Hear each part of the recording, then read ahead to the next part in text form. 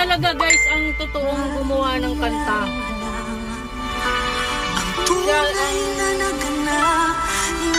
composer ng kanta. At ako ay hindi na. Kumanta lang yan ni Ma'am Angeline.